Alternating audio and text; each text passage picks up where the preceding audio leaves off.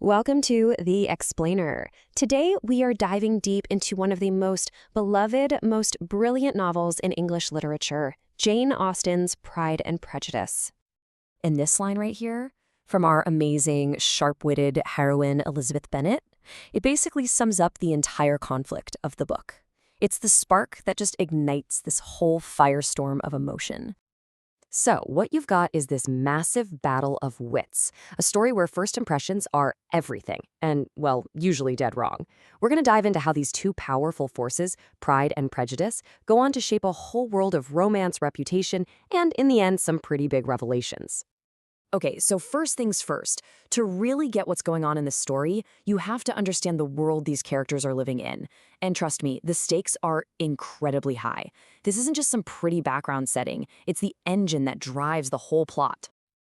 Yeah, the marriage market, that's not an exaggeration at all. We're talking about Regency England, a time when a woman's entire future, her social standing, her financial security, it all boiled down to one thing: bagging a suitable husband. For the five Bennet sisters, this wasn't a game. It was about pure, simple survival. And the pressure on these girls, it was huge.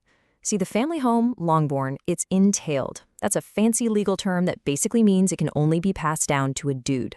And guess what? The Bennets have 5 daughters, no sons. So when their dad dies, they could be homeless. You can see why their mom, Mrs. Bennet, pretty much loses her mind when a rich single guy, Mr. Bingley, moves into town. All right, so now we get to the scene of the crime, you could say. The very first public ball. This is where the whole thing kicks off, where pride literally meets prejudice in a spectacularly disastrous first meeting. And why does Elizabeth say this? Well, she overhears the guy we're all supposed to swoon over, the super rich and handsome Mr. Darcy, completely diss her. He actually says she's not handsome enough to tempt him to dance. I mean, can you imagine? Ouch is right. So you see the central conflict right there, perfectly laid out. On one hand, you've got Darcy's pride. And hey, some people at the time would say he has a right to be proud. He's got the family, the money, the whole package. But on the other hand, his arrogance just crushes Elizabeth's pride. And boom, her prejudice against him is locked in. So Elizabeth's opinion of Darcy is already in the gutter. But just when you think it can't get any worse, oh, it does. 2 other guys show up and basically confirm everything she already believes about him. First up is George Wickham. He's this charming, handsome officer, and he seems like a total sweetheart. He tells Elizabeth this sob story about how Mr. Darcy cheated him out of his inheritance and treated him horribly. It's the perfect tale to paint Darcy as a complete villain. And for Lizzie, it's like, yep, I knew it. Then, at pretty much the same time, her cousin, Mr. Collins, the guy who's going to inherit their house, he makes his move, and it is, without a doubt, one of the worst, most insulting marriage proposals ever written. He literally lays out a business plan for why she should marry him, pointing out how poor she is and how this is probably her only shot. Yeah, she rejects him. Hard. Okay, so you've got to picture this. Elizabeth is completely fed up. She's got Wickham's lies and Collins's insults bouncing around in her head. Her opinion of arrogant rich guys is at rock bottom. And then the unthinkable happens. The man she despises most, Mr. Darcy, shows up and proposes. And again, it's not just that he proposes. It's how he does it. It's a disaster. He tells her he loves her against his will, against his better judgment. He insults her family, her social standing, everything. It's basically, I know you're beneath me in every way, but I can't help it. I love you. Wow. So as you can imagine, Elizabeth is furious. She's outraged by his pride, she still believes all of Wickham's lies, and she blames him for breaking her sister's heart. So she just lets him have it. I mean, she tells him he is the last man on earth she would ever marry. It's a brutal, stunning rejection, and it leaves them both reeling. But that huge, explosive fight, that's the turning point of the entire novel. Everything is about to get flipped on its head. And it all starts with a letter. The very next day, Darcy finds her and hands her a letter. And this letter, it changes everything. He explains the real story about Wickham, that he's a liar and a scoundrel who tried to elope with Darcy's teenage sister to get her money. He also explains why he separated Jane and Bingley. And as she leads this, Elizabeth's entire world just shudders. So, fast forward a few months, Elizabeth is on a trip with her aunt and uncle, and they end up taking a tour of Pemberley, which is Darcy's huge, magnificent estate. She only agrees to go because she's been told he's not there.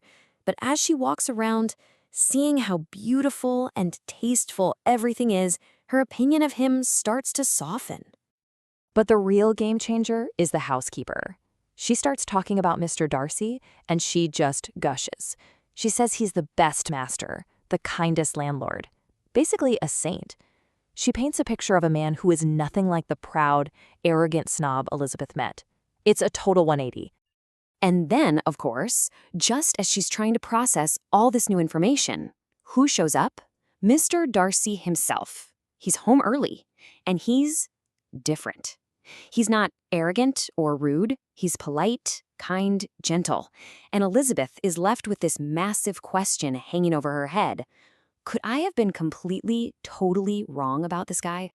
All right, so things are finally looking up. A new understanding is starting to form. But just when you think they might work it out, a huge family crisis blows up and threatens to destroy everything.